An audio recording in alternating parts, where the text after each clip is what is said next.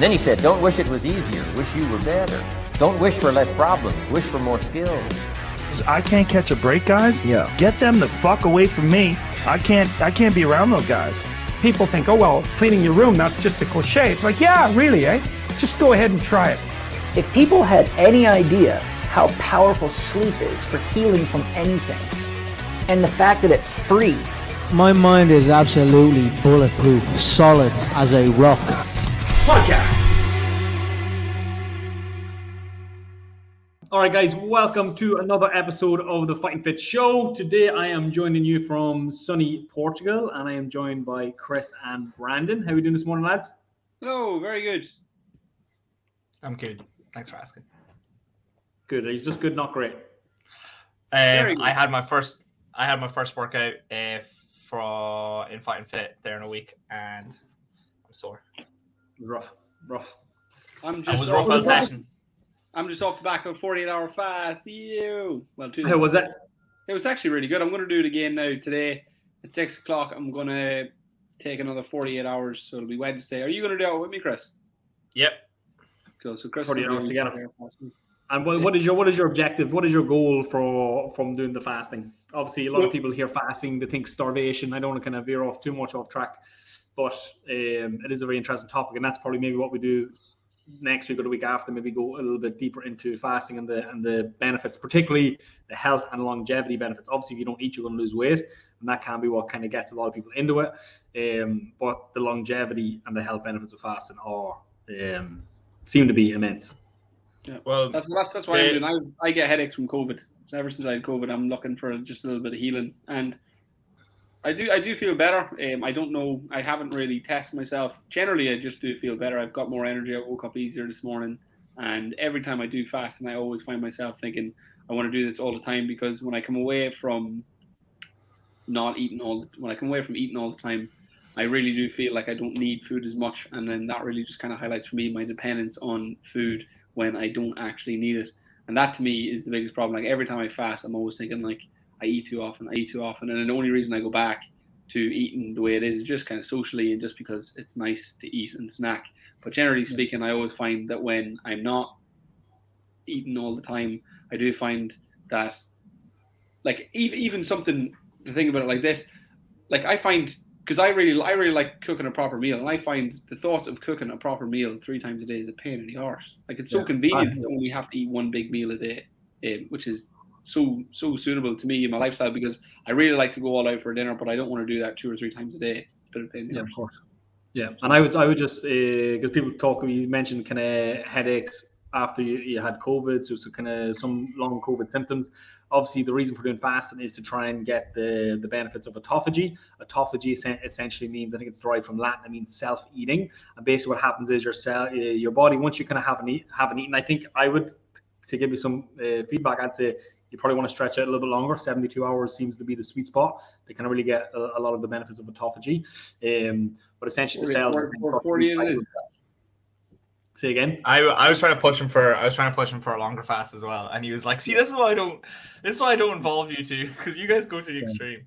No, I'm just trying to just like the dad I've seen. Look up anyone's interested. Look up Dr. Walter Longo. I think he's from Johns Hopkins University. He does a lot of interesting research on fasting. What's the other guy? Dom D'Agostino. He's another guy if you're interested in fasting to check out. But yeah, I feel like at 72 hours. What's the first guy you said? Seems to be the sweet spot before the law of diminishing returns kicks in for health, I think. But again, not an expert, but what did Steve first name was? The first guy, Dr. Walter Longo. Walter. And then the other guy is Dr. Dom D'Agostino. They are kind of two of the kind of leading voices in that regard. And they've also done some interesting research I read related to cancer patients, and when they do intermittent fasting alongside chemotherapy, it supposedly drastically reduces the negative impact of chemotherapy.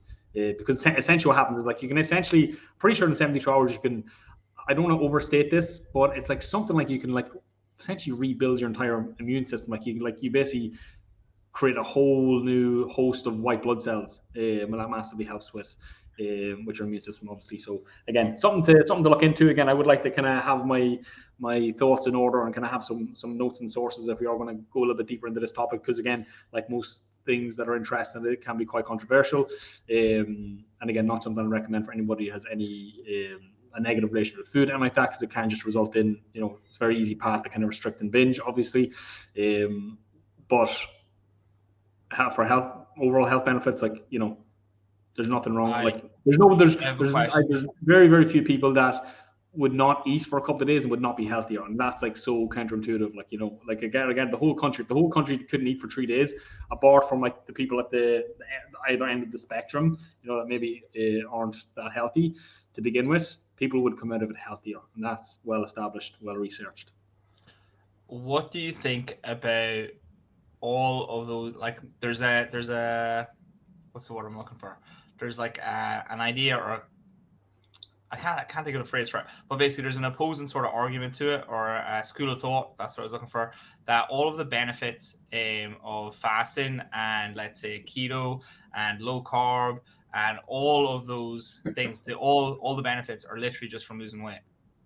That's the school of thought. They're literally just from losing weight, losing body fat. And if you do that through a normal calorie deficit, as opposed to fasting or keto or any of the other ones, that the benefits are just the same. And the benefits are basically because you're getting lighter and you're getting leaner and you're losing excess body fat. What do you think about that? I think that is interesting. As I said, I would, before I kind of debate this properly, because I want to kind of give both sides their fair shake, essentially. But I would say it's not as beneficial when you eliminate food. There's a lot of hormonal changes that happen. As I said, like stuff. There's a lot of things. Like, I think it's after like 36 hours. I think it might be, like, growth hormone increases 1,000%. You don't get into that kind of state of autophagy if you're you're much more likely to go into, from my understanding, like starvation mode by being super restrictive, because your body doesn't have the benefit of turning off the digestive system and rediverting the resources to other, say, systems. Whereas when you just don't eat, the body can do that, and the hormones kind of start to upregulate, particularly growth hormone, IGF-1, and then taking into that kind of process of autophagy for health benefits. But again, you are right in the sense that, because again, think about, like, you restrict the calories overall, you're not going to be digesting food for large portions of the day. If you are in any sort of decent calorie deficit, like, you're not, like, you can't eat that much food, so you can get a lot of the benefits as well. I think a lot of it is like just keeping insulin suppressed for long periods. That's one of the things I was going to say was because since the fight, I don't have to make weight anymore, so I've been eating like everything and anything around me, and I noticed that like in terms of, I just feel bloated, I feel way less energy, and one of the reasons why I want to do this fast is just sort of clear everything out. And I've already started like restricting calories and reducing the amount of food that I'm eating already, and like you just feel way better. You just feel way less heavy and way less congested and all that sort of stuff, but not just like nasally congested, like in your whole system. I don't know how else to describe it, but like if you eat like a big McDonald's, or not even McDonald's, like a big Domino's or something like that, there you'll know exactly what I'm talking about. Yeah, no, 100%. Again, it just, like, again, counterintuitive, but you'd be surprised. Like, because I've obviously done like a 3-day fast there a couple of weeks ago, and like it's very funny that, like, you haven't eaten in 3 days and you're not hungry at all. Like, it's so weird. Like, I wasn't hungry the entire time for 2 days, and I remember doing stuff like this before, and I remember thinking like, oh, that first bite is going to be amazing. Now, my first bite was really, really nice, but I was actually disappointed with how unhungry I was. Like, I was excited to be ravenous and literally like, but the fact that I was kind of like, oh, well, I can take it or leave it, I was like, oh, well, I'm not. That kind of ravenous nature, I think, is more about, like, food addiction, for want of a better word, like, the sugar, the fat, kind of really kind of, and you become insatiable when you kind of start eating that kind of stuff. And that's, but again, I know Gabor Maté, I'll kind of use that as a pivot point back to Gabor Maté. That's something he talks about a lot. I know you guys have been reading the books. I didn't read any books, but I listened to 2 podcasts in the last week, just to kind of refresh my memory on Gabor Maté. But he is a big proponent of that, like, the kind of big food companies and stuff like that, engineering food, sugar, fat, and salt to essentially make us addicted to them. And that's kind of one of the reasons that people just struggle maintain a healthy weight in today's world, because it's just so hard to practice simple things like portion control and mindful eating when the food is literally designed to get you ravenous and have you acting like an animal, chopping a whole bag of crisps down and not getting any real nutrition. But it's not just that. It's like when he talks about it, it's it's a whole let's say societal issue, because we've advertising companies and all that jazz, and like shops and all. Everyone's designed to basically make a profit, and the way shops are set up. If you ever actually look at it from, I don't know how, from a sort of distant perspective, when you walk through, let's say, a shopping center or even just your local shop, all of the sugary sweets and all that jazz are right at the counter, and it's all there, just for your little upsell at the end. You know what I mean? There's at my shop, there's a coffee machine, and literally right beside the coffee machine, there's all the muffins, all the buns, all the stuff that would go really, really, really well with that coffee. And in my head, when I was being really restrictive, that's all I wanted to do was to get that muffin. In my it was literally calling to me. It was metaphorically calling to me, and just be here, buy me. Imagine. And sorry, Chris. And I just to kind of go back to that, the kind of fasting, as you mentioned, kind of when you were cutting weight, you were kind of doing you're in a significant calorie deficit, you're doing a lot of training, that kind of stuff. That kind of feel like that's the difference. When you're in, say, a calorie deficit, you still had all these cravings for all the food, whereas when you're fasting, it's it's I'm not eating, and you just don't really you don't really get hungry. You want to eat, wanting the sensation of eating, the feeling the food in your mouth type thing. But it's not necessarily that you're hungry. You don't necessarily have them cravings. That's an interesting point though, because something I think about that is, because I remember talking to Chris about this initially, and initially, Chris, how much weight did you come down from to?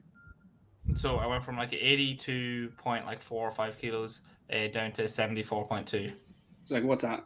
Embarrass myself here. 8 kilo, is it something? 7, 8 kilo? Around 8 kilos. So something I was talking to Chris before, was 17 pounds. Which is I wonder how much the cravings would be there if you fasted your way there. Obviously not continuously, but intermittently, 2-3 days eat, 2-3 days eat. Because something that I think is that when you start coming down to a certain period of fat percentage, your hormones, to me, in my experience, the leaner I am, the hungrier I am, the more cravings I have, because my body. The fatter you are, the easier fasting is. Yeah, 100%. And I would say, once you kind of get there, because you must be, you didn't test your body fat, but you're in pretty good shape. I would say 8% body fat, maybe something like that. So you're saying single digit anyway? No, I'd say 12, 15. 12? No, it was definitely not 15. No. When I was 74, I was definitely 10 or below. I'd say maybe 10, maybe just broke into single digits, 8, 9%. Did you not see my progress pictures? I did, yeah, but bodybuilders are 7%, 8%. No. A lot of them bodybuilders on stage, a lot of them are sub 5%, sub 5%. A lot of them, they're. And every percentage is a bigger deal. But one of the reasons why I wasn't fasting, and I noticed this, I noticed a massive difference with carb loaded workouts versus uncarb loaded workouts. So after workout in the morning, what would happen is I would go. So my routine would be I'd go boxing, and then I'd come from boxing, be completely glycogen depleted, and come to Fight and Fit, and then do the Fight and Fit workouts. Now, I was tired already, but the difference that I noticed was when I had, let's say, a Lucozade Sport between workouts. So I've experienced it where I didn't have the Lucozade Sport, and just everything felt way harder. There was no that oomph, that explosive power, that sort of but even mentally as well, that the drive wasn't there. But then as soon as I was topped up with glycogen, it was I'm fresh again, let's go, the capacity to work just went way up. But and that's why that put me on the little roller, because you're locked in, because you weren't doing a fast, you weren't becoming fat adapted. So therefore, you're always stuck kind of halfway between the two systems. You weren't burning fat optimally. Your body still depended on the glycogens. When you're glycogen depleted, you kind of really felt in your performance. And obviously, kind of a high carb diet, having glycogen in your system is definitely going to help with that kind of higher intensity style training that you were doing.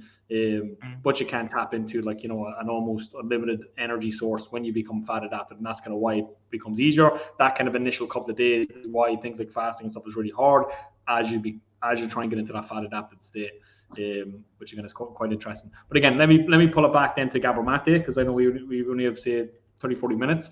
What I'll do is I'll kind of read a brief introduction on Gabor Maté from his Wikipedia page, and then I'll let you guys then jump in and kind of add some context and your experience and your thoughts about it, considering you two have read the one or two of his books in the last month.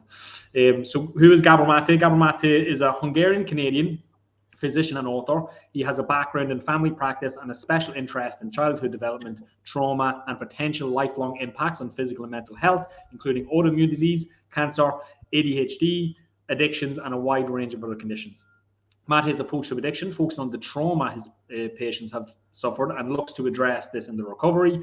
In his book, The Realm of Hungry Ghosts, Close Encounters with Addiction, Maté discusses the types of trauma suffered by persons with substance use disorders and how this affects their decision-making later in life. He believes in the connection between mind and body health. He has authored 4 books exploring topics including ADHD, stress, developmental psychology, and addiction. He is a regular columnist for the Vancouver Sun and the Globe and Mail. So that's kind of a little brief history on Gabor Maté, and even more into the story. One of the most interesting things about his journey, I think, was the trauma that he suffered as a baby. I think it was 10 months old. He basically was born in Hungary during the time of the wars and the Nazis and the persecution of the Jews.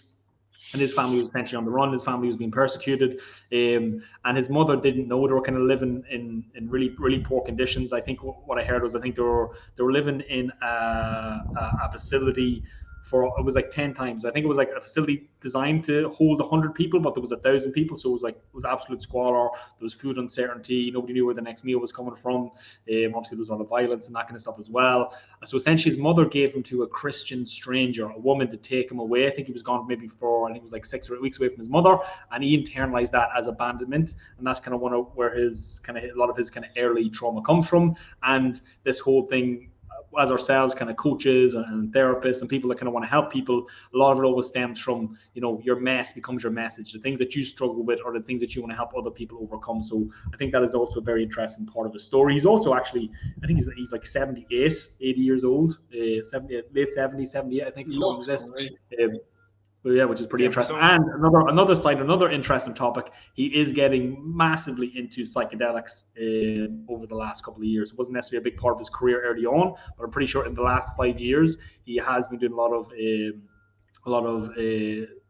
mushroom ceremonies and ayahuasca and this kind of stuff as a way. He has some crazy stories. Trauma. Sorry to interrupt, but he has some crazy stories about doing mushrooms and ayahuasca. It's actually mad. And even just to say that, I'm always not apprehensive, but want to kind of make sure you kind of craft the message, because when you say crazy stories, people just think, oh, mushrooms, good on wild ones, seeing mad dragons and stuff like that. But like, honestly, like for me anyway, if the stuff that I read and experienced, like psilocybin and even things like MDMA or even ketamine, these kind of drugs are really helping people have massive breakthroughs when it comes to kind of dealing with their own personal trauma. There's other interesting studies that show cancer patients that have psilocybin trips that kind of gives them a sense of peace and alleviates a lot of their if they're terminal death anxiety. Like their death anxiety. It alleviates death anxiety. But sorry, the crazy story. The crazy stories, when I say that, I don't mean like seeing dragons or anything like that. There's two that come to mind. One was he was a psychologist that was in the Amazon while all of these shaman sort of rituals were taking place, and basically the shamans basically sensed this sounds mad, but they sensed the dark energy off him and were like, here, you can't be around these guys, Joe. And basically what happened, because he was a psychotherapist, he hadn't unloaded all of the trauma that he actually took from other people. I know this sounds super, I know how it sounds. But they basically sensed that from him, and they were like, all right, come on over here with us. And he basically did his own little retreat with a few other ones to basically cleanse him of all that sort of trauma that he had acquired for people. And then the other one, which I think is even more crazy, is it was with, I think it was Canadian natives, Indians. And he basically became blood brothers with one of these guys in the tribe that were watching the buffalo on the plains and all this sort of stuff. Just saying, it was one of the most incredible experiences he's ever had. And he is also apparently really what's the word, like insensitive to it. So like a normal dose of mushrooms or something like that there, depending on which one you're getting, is something like a gram or something like that there would be like a normal, and he was doing like, I think it was like 17 grams or something like that there, because it takes so much to get through to him or something. Like, no, like he's as parents, we kind of said a heroic dose. Yeah, exactly. No, like, and so when I say crazy stories, like, again, if you have any experience in that thing, you'll know that that's like just for anyone that wants kind of a quick intro and kind of wants to hear that story from himself. Check out, like, just Google or YouTube Gabor Maté and Tim Ferriss. He talks about that story on the podcast that I listened to. And the interesting thing I found about that story was the fact that it was like he went there. I'm pretty sure it was in South America. He went there with a group of other therapists and doctors and this type of stuff. And then the guy said that this was the worst, the worst group. No, I don't want to say worse. It's probably not the best way to describe it, but because all of these doctors and people who'd been helping other people with their depression, with their own trauma, had again absorbed a lot of this kind of, say, like they call it dark energy, and that's why they didn't want kind of Gabromate in the room. But it was more so he had a limiting belief in the sense that when the guy, because basically go around they give everyone they call it the medicine, and then they kind of chanted them. Like I'm pretty sure, like before he described, like they literally hold you like a child and kind of chant to you. And when they were doing that, before he kind of done that, he said, he said something like, do your worst, or something like, do your worst. You're not going to be able to get through this thick skull or something like that. Something along the lines of that. That essentially kind of had this limited loop around them, like because of the way you are, like you're only going to detract from everybody else's experience. And then they basically took him away. I think it was over 10 days. Every second day, he done like a one-on-one session with one of the shamans taking the medicine. Now, with these experiences, what I've heard is that, like, so you drink this like tobacco drink as well first, which is like, and it's supposed to make you like vomit and have diarrhea all at the same time. And like, I'm sure that putting you in that sort of state where you're incredibly vulnerable as well. Like, I'm not sure when you're sick or if you're like, you just feel so like, just helpless. Like helpless. Yeah, helpless. Mm-hmm. And I'm sure that has something to play in the, your psychophysiological state for when you're tripping, because that would have a big impact. Yeah. Yeah, no, 100%. You need to feel. So that whole thing, like, it's all about setting with all this stuff. Like, people have bad trips and that kind of stuff. Like, you have to be around people you trust, and you have to be somewhere you feel comfortable. Otherwise, it's all in the head. Like, I feel like you put yourself into a bad trip with this kind of stuff. But again, so let's go to you guys. Maybe you first, Chris, because you're kind of really got us onto Gabor Maté originally. Well, not originally. We've been aware of him for a long time, but kind of encourage us to kind of revisit him and kind of look a lot more closely at a lot of the things that he has to say. So what have your biggest insights been for Gabor Maté, and maybe what was your motivation to pursue these ideas? Well, for the first one was on ADHD. I watched one of his videos on ADHD. No, I watched a video of him on Joe Rogan talking about ADHD and the way he explained it, and it literally just like clicked like perfectly. And there's this thing, I was listening to it this morning. I forget what the actual phrase for it is. It's like it's basically like there's a term, I can't think of the term, but it's basically like a period where you realize that you have ADHD and you see all the symptoms and the diagnostic, and then you get this sort of like thing of like sense of salvation. I know that sounds a bit weird, but and like hope, and like, oh, that explains everything. It explains everything so like perfectly as to why I wouldn't have, let's say, like this sense of like psychological integrity. It's really hard to explain, but Gabor Maté explained it very, very clearly and very, very well, and he did it from a self-diagnosing perspective as well, which all of the things that I would have had negative connotations with about myself and I would have beat myself up about, he was just saying it so plainly. Like, he'd have like a Dr. Jekyll sort of Mr. Hyde thing with his kids. He'd be like absent-minded in certain areas. He had like a weird shopping addiction. I never had like a shopping addiction, but stuff like poor impulse control and all that sort of stuff. I was like, like, instead of like, why can't I control this? Why can't I do something about this? Or why do I let myself down in these certain things? It was like, it's like ADHD and it's a trauma response, which is really like when you realize what it is and how the solution to it as well, which the solution is to basically parent yourself with a compassionate curiosity, which is like when you do something like that there, it's not to my initial reaction would have been something to like basically condemn myself and like beat myself up about it and be like, do better. But like that literally only like creates more shame and guilt. And when you have that like extra shame and guilt, it makes you more compulsive and more impulsive and more reactive and doesn't let you basically develop. And the compassionate curiosity, parenting yourself, is basically where you give yourself this sort of secondhand perspective. Mindfulness helps as well to give you that sort of distance and to look at it and then to basically be like, all right, well, John, why did you have that impulse? Joe, and understand that it's actually like a normal sort of thing, but you do need to learn to deal with it. If that makes sense, you need to learn to integrate it. Yeah. So like whatever the impulse is, like if it's overeating, do you get me? It's like, well, steal the way I think about it is that you steel man the impulse, but from a compassionate perspective, not like a condemning perspective. So like the impulse for overeating, like why do you overeat? Why are you binge? Why are you comfort eating right now? It's like, well, number one, it works. It makes you feel better and it's actually solving the problem. Okay, well, it's like, how else could you comfort yourself right now? And this actually ties into the precision nutrition way for helping people get over emotional eating and all that sort of stuff as well, which is basically get them to understand that it actually works and that it is doing something, because if you don't, you're unconscious of it and it's just an unconscious impulse that's dictating your behavior. When it's conscious, you can do something about it. So when you understand what it is, you can give yourself a different way to fulfill that need or impulse or whatever it is. So I feel like I've gone on a tangent there, but I don't know how else to explain it. Yeah, no, that's interesting. And I before you can interject, Brandon, I would also say that, like, because this is something that we are all very interested in. We kind of are on a journey of what would you say, self-discovery, a journey of personal growth, all of us, and we kind of realize anyone knows our history. Most people in general, this is something that I'm becoming more and more aware of as we go. Like, I feel like I don't want to say all people, but a lot of people, the majority of people have some sort of trauma. Again, it exists on a spectrum. It's like, right, how traumatized are you? Like, maybe you're not a 10 out of 10. Maybe you're like more like a 2 or 3 or 4 or 5 or whatever it might be. But this is something that we see all the time when it comes to fighting fit. Like, some people come in, they just follow the program and they just get great results. Other people, again, because I'm always kind of put myself in the shoes of, like, say, like the quote unquote the worst client.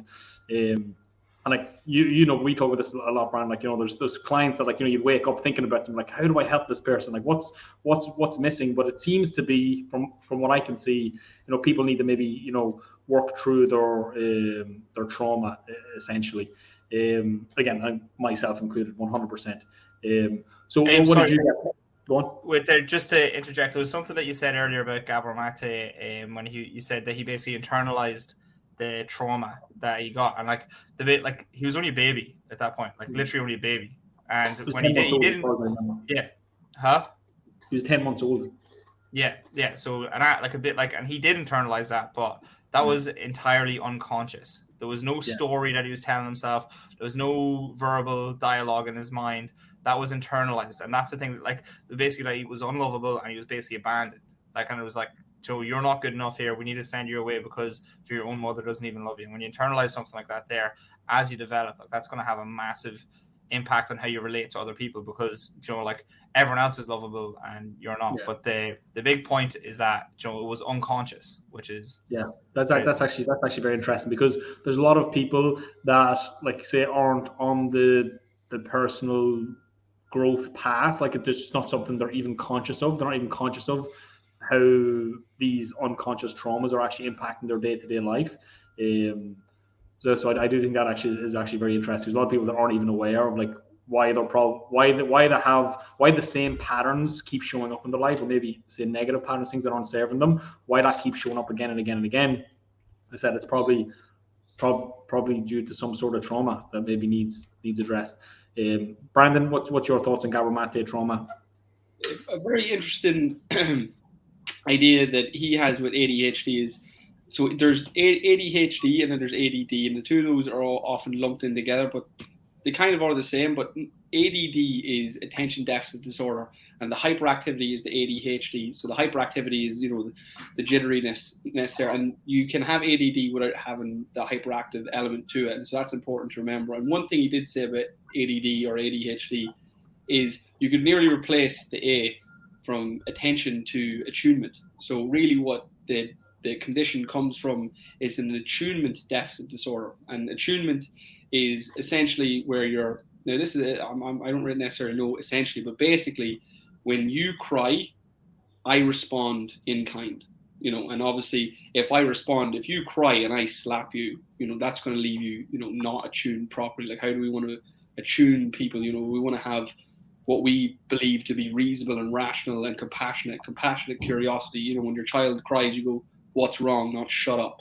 And so essentially that's in a very small, simple statement, that's kind of what he says ADD comes from. So an awful lot of people who have, so Gabor Maté says he passed on his ADD to his kids, and there's no gene for it. And so Gabor Maté, again, to his credit, really opens his heart and home a little bit as to how he was, you know, letting people down now that he knows better, and obviously teaching people from his experience. And one of the things that he did, obviously, because he had ADD and he had his own stuff going on, he didn't attune properly to his kids because he was so involved in what he had going on, and he was a workaholic and stuff like that. That just that lack of attention and awareness and appreciation for his kids left them with ADD, because they weren't getting attuned properly, that they maybe were left running off on their own devices. And another thing with ADD, and also ADD is it's this spectrum, and so obviously there's people who have ADD characteristics, and these characteristics can come from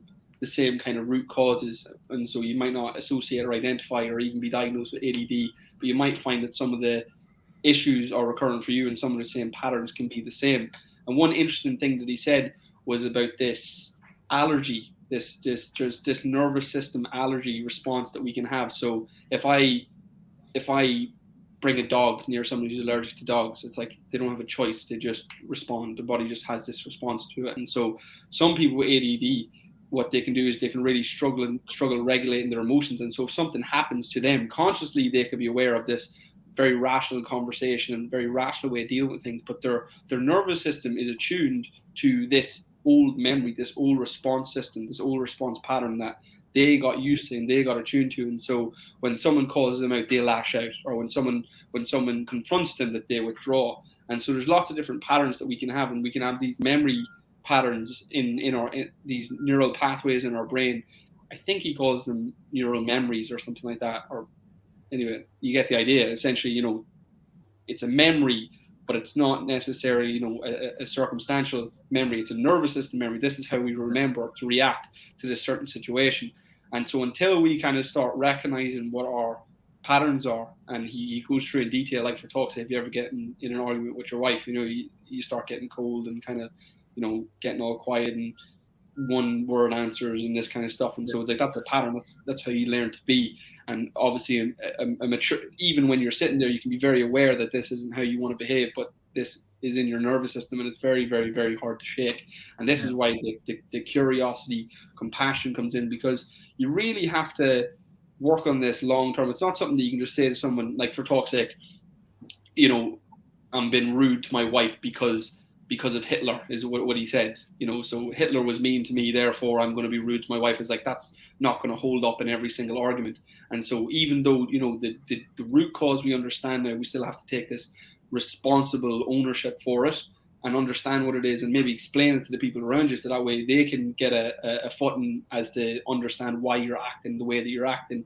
And so having ADD and having all these emotional problems from trauma that experienced in early life, whether like conscious or like, people think again, trauma can be, you know, something happened to me, I internalize it, it's conscious. It's like, it can literally just be you were neglected as a kid, you know, you're always made go to your room, and so you just have this way of processing things in a certain way. Maybe you didn't have anybody to talk to, so you don't talk to anybody, you know, maybe, you know, every time, you know, or maybe you're just a crier, like maybe you just break down emotionally for whatever reason. It's like, that's just the way you go. And so obviously hopefully with the help of professionals and some therapy, you figure out what the best way or the most up-to-date version of the reaction would be, and then so you're trying to work on just kind of achieving that. And so obviously meditation, I think, is absolutely crucial, and something I was thinking an awful lot about lately is just this whole idea, like, people can't sit with themselves. Like, you have this whole internal world, and it should be like your place and your happy place. But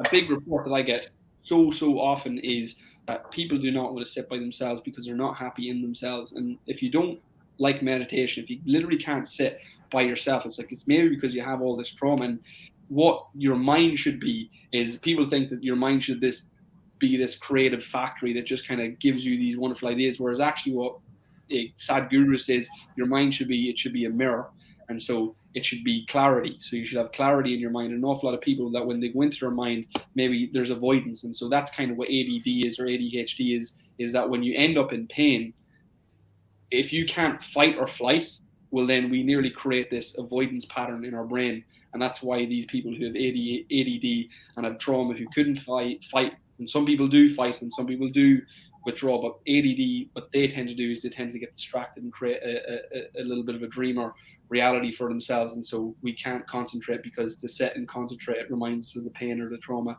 that we had when you were younger. So interesting. And just on the story about Gabor Maté, you kind of one of the stories that he brought up in the podcast was essentially when he was coming home from a conference somewhere. He's basically flying home. His wife was supposed to pick him up at the airport. I think you mentioned, like, was treating his wife badly or whatever, is an example that he gave. His wife was supposed to pick him up at the airport. He arrived there. He called her to see where she was to collect him.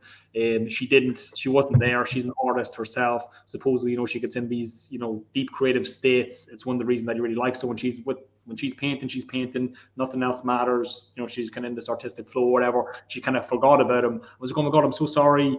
Would you mind getting a taxi or whatever? It's like, yeah, sure. And then from that moment, then he kind of became blunt. And then, but only because it related back to his trauma of abandonment. He felt abandoned by her. And therefore that's kind of why he had that response. And the thing we talk about, Chris, and I kind of feel this all the time. I'm a lot more aware of it now. What do you call it? Reflective. What is it called again? Reflective compulsion. Compassionate curiosity. Oh no, reflexive. What is it? Reflexive counterwill. Reflexive counterwill. I find myself doing that a lot, or it's kind of one of my kind of go-tos, as you mentioned, around these kind of neural pathways.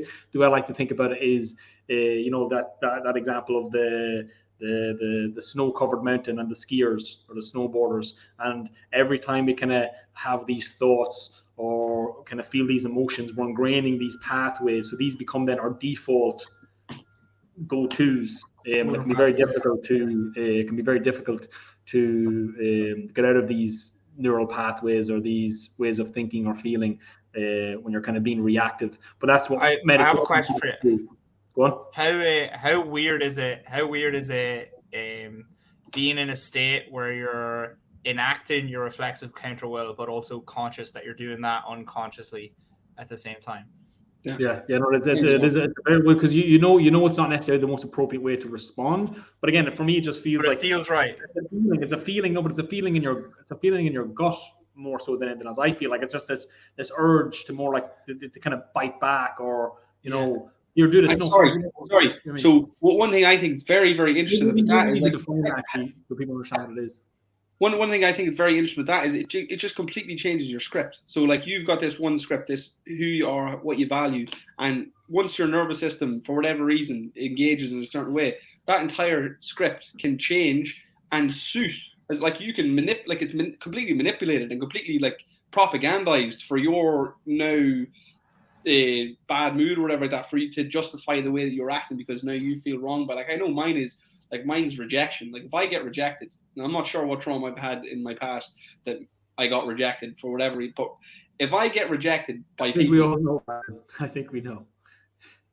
Well, I haven't. Well, maybe we can talk about it. I'm not sure, like, consciously what it is. I'm still not entirely sure. But I feel like if I get rejected for whatever reason, again, like, I just feel like that just does it for me. Yeah. How's your relationship with your mother? Great. Because for anyone, just kind of give a little bit of context, and even just for us to kind of be a little vulnerable here, to kind of let people know a little bit more about our story. Like, our story is like, with foster care and different things. Like, I'm sure there is, I would assume we've got abandonment issues and that kind of lack of connection, or maybe feeling unloved at certain points, and kind of feel like that's where a lot of our trauma obviously comes from. But the fact that we're aware of it and we're said compassion and curiosity, like, we're doing our best to kind of start this journey of personal growth and self-discovery, because a lot of people aren't, and a lot of people are unaware. Because I my early 20s, I just became aware of like how how toxic some of the unconscious behaviors and stuff that I was engaging in were impacting the people that I loved and weren't necessarily serving me. And because I'm here in Portugal now, kind of on this retreat, I'm kind of doing a little bit of inner work and kind of, you know, think about my mission, my vision and kind of goals to the future. And kind of today, the thing that keeps coming to my mind is like to this kind of concept of like, you know, every generation passes their trauma on to the next generation. And kind of my mission for my life is to make sure that it ends with me, that I don't pass my trauma on to Molly. This is why like this kind of stuff actually makes me feel a bit emotional, like is becoming more and more urgent the older I get, because, you know, we just want to have happy, healthy children. Steve, do you understand? Go on. Sorry. I had an instance last night. Literally, I was lying on the couch, and Mason kicked over, like I literally had a full mug of tea, and he literally was like lying beside me, and everyone was going good. We were watching TV or whatever like that, and he literally just kicked the tea like all over the sofa and all over me. And I was like, "Oh, flip's sake!" I was like, "Mason," and then like I actually, to be fair, thank God, I didn't actually have to think about it. I didn't get mad at him at all. It's not his fault, you know. But I remember just thinking like, if I had have flipped on him, like I'm like, that's the pattern that sticks around, and that's the way, like, how you treat people like in that impulsive reactive state is like, yeah, that's exactly in that unconscious state. That's the thing, and that's what you kind of talking about meditation. Like that's what meditation seems to do. And again, I'm definitely no master of meditation, but it doesn't mean that when I use these tools that they don't massively help me. But meditation for me seems to help me create that space between 100%. The stimulus and my reaction. Something happens, and how impulsive is my reaction going to be, or can I just take a half a second just to think and be more conscious about my response?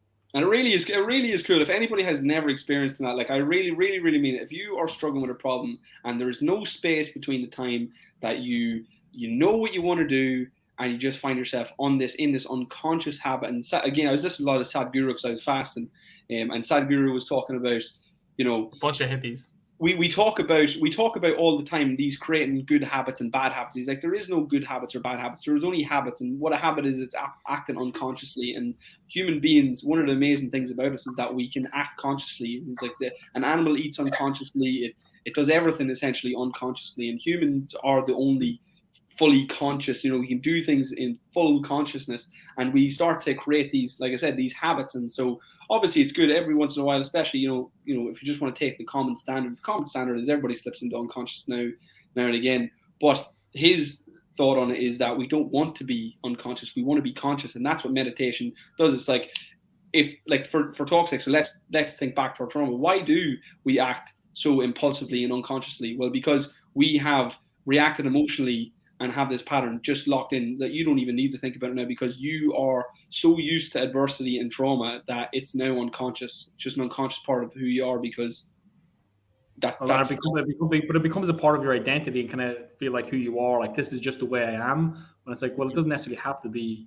Well, of course, that's how you interpret the story, because it's something you can't change, because you are unconscious with it. Whereas if you were to become conscious, you'd understand. Like, and this is again back to those people who just smash the program. It's like those people who just don't shout at people when something goes wrong. Those people who just don't shut down. They sit and they're rational about it because they're not traumatized, at least in that area, and so they are conscious. So when confrontations happen, they don't become unconscious. They're conscious about it because, you know, they don't have this memory. One of the biggest factors for ADHD is poor impulse control. That's one of the biggest factors as well. So like, you know, they have an impulse. They're unaware that there's space between the impulse and the impulse and the behavior, and they just don't know how to. Not that they don't know how. Maybe they do, but maybe because they have other things that are taken up. Let's say their willpower or their attention or their consciousness, that ends up not being able to be consciously not suppressed but interpreted. And one of the best things you can do to sort of do that is to sit, and there's a thing with the precision nutrition that helps, and the technique is called surfing the urge. So surfing the urge, what happens is, like, let's say you do have that impulse to binge or to eat that chocolate bar or whatever it is. It's like, first you need to be conscious enough to recognize that you have the impulse. So you need to do that. So as soon as you recognize that, you need to write it down and make it a big deal. Make it a big deal that you've recognized this thing. And then after that, set a timer on your phone for 3 to 5 minutes, however long it is, but 3 to 5 minutes. and sit and wait with the impulse or do something else, wherever it is. But after 3 to 5 minutes, you've waited, you've felt the urge, you've felt the sensation of I want this, and it's an all right sensation. And then afterwards, decide consciously if you want it or if you don't. And either way, it's good because you've already surfed the urge and you've practiced not being impulsive. Yeah. And that's what's so good about the surfing the urge technique, which really, really helps. I found it really, really helpful because I am quite impulsive when it comes to stuff. Like I'll just be like, fuck it, I'm doing it, and then I'll go all in. And I think that in my head, the way I rationalize it is that like I'm just being myself, whatever it is, but it's not really. It's just an impulse that I haven't regulated, if that makes sense. And also one of the things I wanted to mention about meditation is that the main benefit you get from meditation with ADHD is calming your nervous system. So you're quite reactive, and that comes from trauma and being in a constant defensive sort of state rather than that collaborative state. But when you are in that defensive reactive state, which can be like literally society is just like go, just fucking do everything. You're that's like your default state. And when you meditate, what you basically do is you take deep diaphragmatic breaths. This isn't even like psychological, this is physical. You take these deep diaphragmatic breaths and it calms and soothes your nervous system. And when your nervous system isn't in this reactive state and it's calm, well then everything else is a lot clearer. So like the analogy is, if you're looking at a lake and it's really windy, you can't really see through the lake, but you take a few deep breaths, it calms the weather, calms the lake, and then all of a sudden it's crystal clear. And when you breathe and you, like, again, this is not even like meditation, this is just breath work, like just deep diaphragmatic breaths, in for 4 seconds, pause for 1 or 2, and then out for 4 seconds, in through your nose, out through your mouth. Like that there. If you do it right now, you'll almost feel you're like, It is. It's so calming. There's some of that exhale. Was it the Ujjayi breath? From yoga. Ujjayi, yeah.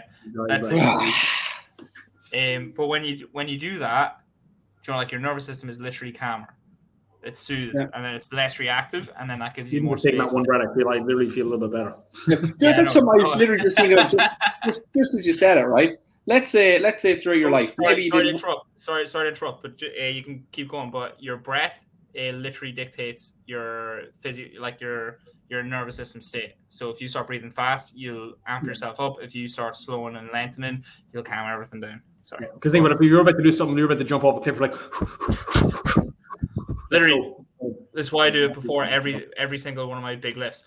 Get yourself amped up. I get my diaphragm fucking and get as much tension as possible as well. But sorry, go on. That's something that's interesting. If you think about, like, let's say trauma, and let's talk about your nervous system in that sense. And so if like just that sense of reactivity. So if you have like 50, maybe minor to moderate traumatic experiences, and maybe that's just someone coming in and screaming at you and you didn't deserve it. Maybe it's just stress in the house, your parents are fighting, whatever it is that's kind of got. Sorry, Mike. Can I just jump in there and just to say, because what Gabor Maté says about trauma is, sorry, everyone keeps interrupted you. Apologies, but he basically says, remember, it's not what happens; it's the story you have about what happens. He says that. He says in a slightly different way, but it's not what happens; it's what happens inside. So it's not necessarily that whole thing. Like, people can experience the exact same experience and have completely different reactions to it, depending on how they internalize that thing. That's kind of what trauma is. It's not the thing that happens to you; it's how you internalize that thing, or kind of what happens in your body. Exactly.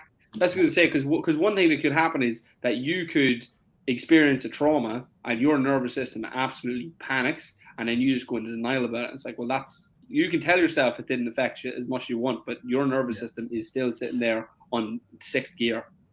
That was one of the things I used to sort of pride about myself, which is really weird, which is that, like, this doesn't affect me. Like, whatever, even if it was something real bad, I'm like, like, I've been through worse, so it's not a big deal. Yeah, well, even though it was. I completely agree. Because my natural, there you go, my trauma response is just to laugh things off. It's like, not deal with it. But in a good way, like, in a sense, like, it helps me internalize it, because it nearly does disarm it. It takes it serious in a way, and for my nervous system, then it does kind of calm it down. So it's not like I'm just denying it. It's like I'll see it for what it is and just go, but also, and it kind of helps me break down and internalize. I find humor actually to be a very good way of dealing with problems. It's like, because it's not like I'm not dealing with it. It's like, well, this is actually another way to look about it. But anyway, if your nervous system, if your nervous system gets jolted up like very, very high 20 times, or even like if it's a severe trauma, just once will do it. Like people can have one bad car accident and it'll really just leave them amped up. And that's like, one extreme experience versus, 20, 30 minor to moderate. But again, we're amping up the engine. And it's like, how many times do you think, like, how many times have you literally sat and just calmed yourself down since? Like, have you ever calmed yourself down since? Like, have you ever even just thought about it and just tried to breathe through it? Like, go back to that place, take yourself, close your eyes, go back to that place and feel everything just kind of revving up. And then just go, okay, I'm going to learn now to self-soothe. Like, because again, when Mason gets upset, what do? I pick him up, I carry, I go, shh, shh, shh, shh, shh, shh, shh. Let's just calm down. Shh, shh. And you build them into a little rhythm. And you go, I know you think, it's just calm down. It's just calm down. It's just calm down. And again, like as you said, the solution is to self-parent yourself. And nobody's literally going to physically pick you up unless you go to an ayahuasca retreat and they might just on that. Sorry, because you're on about self-soothing. This is another one. I've seen this on TikTok, and it actually works incredibly well. This is one of the reasons why I think walking works so good as well for like calming the nervous system. But basically, see if you go like left, right, left, right, left, right, left, right, left, right, left, right. That hypnotic, repetitive thing is really, really, really soothing. So if you're looking to actually try and calm yourself down, all right, stick on some really relaxing, nice, calm music. All that spiritual sort of woo-woo music is really good for this as well. All right, lay back in bed. Maybe you're sitting up, cross both arms like this here. Close your eyes, start breathing, and then just go left, right, left, right, left, right, left, right, left, right. What if I told you this? What if I told you it's because it brings you back to your time in the womb of literally just hearing bump, bump, bump, bump. That could literally be it, and that could be safety and security. But you're also giving yourself a hug. You're giving yourself some compassion. Like one of the biggest things with trauma is that like the reason trauma happened to you was because you're a bad person and you don't deserve to be happy, and because you're absolutely awful and you don't deserve love. And then like you'll feel this like inner resistance to actually giving yourself some love. You'll be like like giving yourself some compassion. Like there's almost this knee jerk, maybe reflexive counter will to doing it because you don't deserve it. So like when you're doing it, you might feel a bit cringy or a little bit like bad at doing it. But like if you're someone who actually does love themselves, like giving yourself a big hug, like will feel like quite natural and quite easy. Which is very interesting. People should try that, I think, just to kind of really see what like on the spectrum, like how much self-love they have. Like, do you cringe? Could you give yourself a hug? I know I'd kind of find that up because I'm trying to become a little more woo-woo as I get older. Like I'm becoming better at doing it. But it's still something I do feel like an impulse against almost. Or it's not really that you don't deserve it, but you can also just be in denial that you don't need it. Especially with like that kind of like masculine energy. Just kind of like, I don't need it, I'm fine. It's like, look, man, you're not. You're shouting at everybody every time that the smallest things happen. It's like every time there's a confrontation, you're the first one that everybody looks to with a problem. It's like, it's not okay. You're not okay. I know you think you're okay, but you're in denial. And so like one of the big things for me is like, look at the results. It's like if you keep getting a problem that you don't want, and like fair enough, someone literally comes up and punches you in the face unprovoked, not your fault. But generally interpersonal relationship is like it's a 50-50 street. And so generally speaking, if you keep like one person, fair enough, two people, maybe, three people is like we're starting to see a common denominator here. And if that is you, it's like maybe you have the problem. And so we need to not be in denial about things here. And as I said, these very simple things like meditation, we've been harping on for ages now. Again, they're starting to become an awful lot of crossroads and intersection as to why this is so important. And it is so simple as again, back to Sadhguru. One of the reasons I love about Sadhguru is that he never really gets really complicated things. He's like, everything's really simple. And so the big thing is like, your mind, it's like your mind is for clarity. And if you don't have clarity, it's like one of the things he said is like, if there's this guy, and it's like, and he's got, and Gabor Maté talks about this in his books as well. It's like this kind of whole, we make ourselves sick through this repression. Like one of the things Gabor Maté was saying about women with breast cancer is that one of the most common factors, common personality traits that these people have is anger repression. And so, which is crazy. And so the illness then kind of manifests in the body. I think. All right. Wait there. Just interrupt real quick, okay? The psychophysiological response for this, okay, blew me away. Because Steve, you know me, like my sort of side on things is even frozen. My sort of side on things is like, look, if it sounds woo-woo, I am not giving it the benefit of the doubt. I need the actual, and the way he explains it in what's the name of the myth of normal?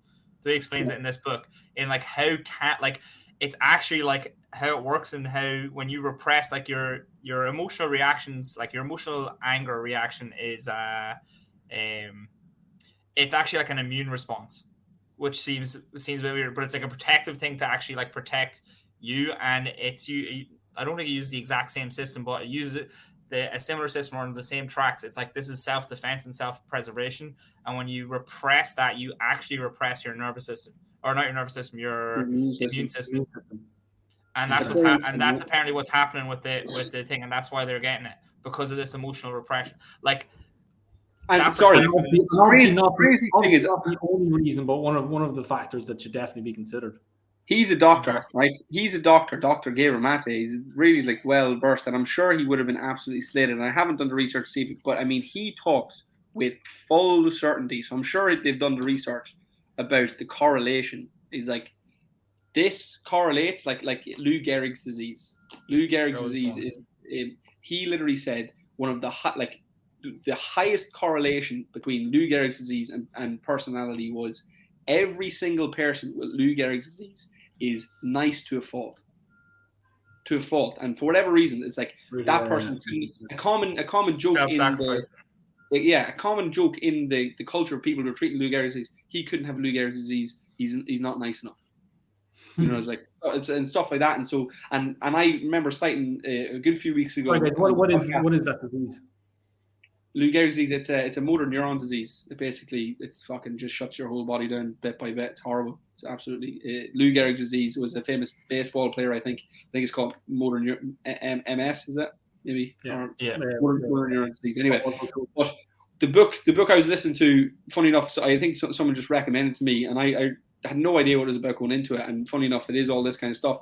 It's called It's All in Your Head, and it's about these people. Like there was this girl and literally lost the use of her left arm, and it goes into the story as to why she did it, and essentially it was psychological, but it's not just making it up. And one of the things Sadhguru was saying, it's like, ask this person if they're if they're sick and they have no idea why, nausea and vomit and there's no reason as to why. He's like, ask them, are they playing? Are you joking? And they're 100% serious. No, I'm not joking. And then it's like, right, okay, well then you need to go play. It's like that's as simple as that. And so it's like, if you're not playing, you need to play, and if you're playing, you need to stop playing. And so that's really it. It's really that simple. And then again, the big thing is like we need to be still. We need to have peace. Explain that to me in a different way. What do you mean? So, like I said, if you're making it up, you need to stop making it up. Playing. But he uses that, double on. It's like you need to go play. You need to go live your life. You need to go start enjoying your life and having fun and taking this whole thing that you're taking so seriously. Whatever this problem is like you're not lighthearted enough about life and about yourself. And your nervous system is obviously too heavily. Actually, just on that note with ADHD and with Gabor Maté, one of the things that he does mention is with play is that like if you're in this sort of like let's say you're at home and you're a kid and your parents are fighting and they're all was angry and all that time and you don't have this stability at home, but then you don't feel safe, and when you don't feel safe, you don't feel comfortable to play, because playing is something that's only done in a safe sort of fun environment. And if you don't feel safe and you're agitated and you're defensive all the time, then you won't play. And then if you don't play, you don't get socialized properly as a kid. And when you don't get socialized properly as a kid, like ADHD kids always get bullied and all that sort of stuff as well, because they can't interact with people. Another tidbit to that. I was talking to Chloe and she was talking about, kids in foster care, and because she's working now in a creche or in a play school. And obviously she's looking into child psychology and all that kind of stuff as well. And one of the things that she was talking about is one of the tests that they do is that they'll like bang a door really loud, or like, they'll do something like to mimic, a drastic, shocking response. And kids who are living in a home where that's commonplace, like won't even react. Like they'll just keep going on whatever activity that they're doing. And other kids will be like, oh, what's going on? And you'll see these kids and they're playing away because they're well used to everything just going crazy. And that's a chaotic environment. That's how the nervous system can attune. It's like we just accept normal and we're used to it. And these other kids are like, if they heard that, like their wee nervous system would jump out of their skin. But these other kids, it's like, I'm taking that as a good sign. Because anytime someone knocks the door or someone in the house, Molly fucking freaks out. She's like, oh, what's going on? Like if there's a knock at the door, even, which is hilarious. I'm taking that as a sign I'm doing a good job. Let me see. So what I want to do actually before we kind of finish off this, because we're coming up to the 1 hour mark, I actually just wanted to play a little bit of Gabor Maté himself, because again, although I love having these conversations, I'm actually loving the fact that we've got a nice wee streak on with the podcast. It seems to be on the calendar quite regularly. I'm enjoying these conversations. But it's always best to go to source. So I just want to play a little bit of Gabor Maté here, just to give the listeners a little bit more insight into, man, the myth, the legend. Exactly. So let me see. I pulled up some interesting stuff. Does anyone else just love his voice? Coping mechanisms. And one of the ways that we cope when children are traumatized, one of the ways that they cope with it is to soothe themselves, and then that's where addictions come in. But another way to cope would be is you get the message that you're not good enough, that you are not worthy enough. Then you might spend the rest of your life trying to prove that you are. And how do you do that? By being very nice to everybody. By never saying how you feel, because they might not like how you feel. By never expressing healthy anger because somebody's crossing your boundaries. By working too hard to prove that you're worthwhile. That's why I was called a doctor, because I got the message as an infant. As a Jewish infant under the Nazis in the Second World War, I got the message that the world wasn't good enough. Well, then you spend the rest of your life compensating by taking on too much, and you're stressing yourself. And those stresses have an impact on your physiology. They have an impact on your immune system. They have an impact on your cardiovascular system, on your heart, on your nervous system. They can cause disease. So most diseases that most of my colleagues, the physicians, think they just random arbitrary diseases. They're not random arbitrary at all. They're the result of lifelong stresses that result from a child's attempt to compensate. Trauma creates coping mechanisms. Interesting. And then one more. I'm sorry, there's a little bit of an echo there. If we could maybe all mute ourselves just when you're playing it, just because I'm not sure if that was the video. Yeah. I think, I have headphones, so. Cool. It sounds good on my end. Maybe mute yourself, Brandon. It's coming from my computer, so I think it's just repeating through yours. And then one more before we go. Here's one on ADHD. Infants can't help but absorb stress. Right. They can't help it. What does an infant do? All they do is tune out. Yeah. So when is this tuning out happening? When their brain is being developed. Right. The human brain develops under the impact of the environment. The most salient feature of the environment that shapes the circuits of the human brain is actually the relationship with the parents. And then if the parents are present and emotionally attuned and available, the child brain is developed properly. If the parents are stressed, the child absorbs the stress. What can they do with it? They tune out. And that tuning out thing is programmed into the brain. And then 10 years later, or 50 years later, we say, you got this disease. No, you don't. You got a coping mechanism that's no longer working for you. But it had a function when it first came along. It's amazing. And just kind of just touches on what you said about this kind of compassionate inquiry. Yeah, or curiosity. Curiosity. Same thing. Very interesting. So again, those just going to give you guys, listeners, a little bit of an insight into the man himself. I would encourage you to look it up. Again, if you're not a big reader, some very, very interesting podcasts. He's been on Joe Rogan, Tim Ferriss, pretty much all of it. He's doing a bit of a book tour, a bit of a podcast circuit now at the minute because he's got his new book coming out. I find it very, very helpful, very, very useful. Gives a lot of insight and also kind of gives you some, as you said, that's the most important thing I think you said, is just it helps you understand yourself that little bit better, and allows you to be a little bit more compassionate with yourself. But also give me some useful tools and tactics that you can implement to be better, or to not to be better. That's probably not the best way to say it. That's my trauma coming through. But to be happier, to be more content, I think. That's one thing. Sorry, Chris, you started. Go ahead. The thing I was going to say was, this is when the biggest thing that helped me when I started listening to his book. Like, I was actually going for a walk and I was trying to hold back tears because I never felt so heard and understood in my whole life listening to this guy. And but the biggest thing that helped as well, it wasn't just stuff that I could do with me. It was having conversations with you guys as well, and having you guys try and understand it, and then actually having you listen and understand it as well was one of the biggest, most reassuring things that the book has gotten me. So when you're doing it, anytime I listen to a book like that, there, and when I'm listening to it, it's more for myself, and it feels like all the things I have to do are actionable by me. And part of me resisted sort of doing it because it made me feel like I wasn't owning it, if that makes sense. But like just having the conversation is owning it. Do you get me? Like it's taking action on the stuff, but like it felt like I had to do everything myself, because if I outsource any sort of, let's say, disability, it's like creating a limit in belief, if that makes sense, and being able to understand that like it's not like that's not the way to perceive it, and that like Joe, you can sort of, it's not like you have to take responsibility for the stuff that happens. Like you can't blame Hitler for being traumatized. Do you get me? But at the same time, Joe, like it's, you ever see that thing in, is it Good Will Hunting? He's like, it's not your fault. It's not your fault. Oh, I heard someone say that the other day. It could have been the Gabor Maté book, and I never seen that scene, but like I heard that it's not your fault. It's not your fault. It's not your fault. Oh, Brian, you need to watch that movie. That movie is incredible. Yeah. An incredible movie. Incredible. Yeah, I did. After that really made me want to see it. Yeah, so like it's not your fault. It's Joe, it's really like because it's not your fault. Like it's not your fault. It's not anyone's fault. Like, you know, we're all just kids at heart. Like just children that just wanted to be loved.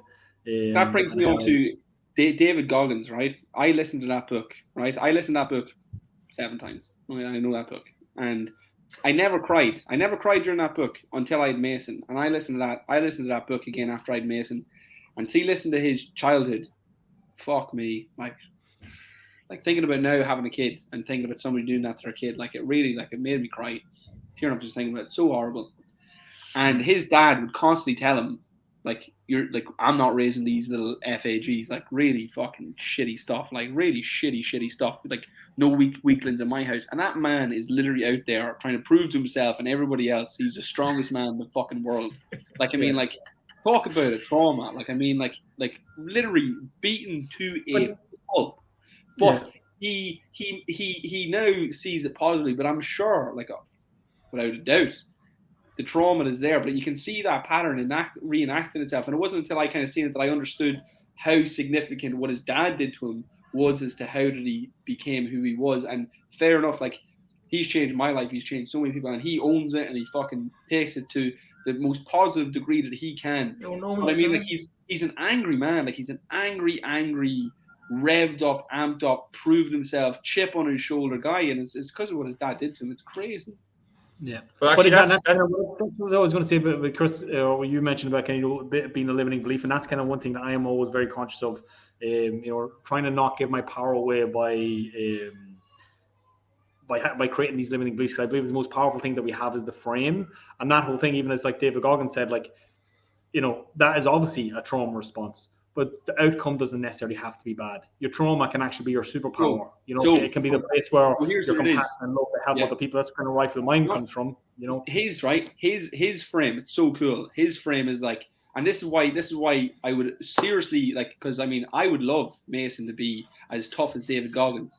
But here's the problem: if you break your child down like that, and because David Goggins is unique. Like there's one of him. Just literally like maybe like a handful of people like that crazy person, like obviously not completely rare. Did you see the cartoon of him on What's Man the Mars? Love it. It literally was anyway, one of the things his frame is like, the alternative to David Goggins is you get a broken person who's never good enough ever, no matter what. They will never overcome and never achieve anything because they believe that was beaten into them that they are a piece of shit and will never achieve or amount to anything.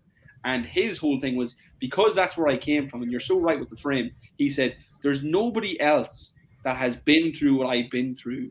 So nobody else, like when he arrived, he's like, nobody else was here where I was like, my life was the perfect training ground for me because I need to be the toughest man on the planet. And if you need to be the toughest man on the planet, that's what your childhood needs to be, because there's no other way you can get as tough as this.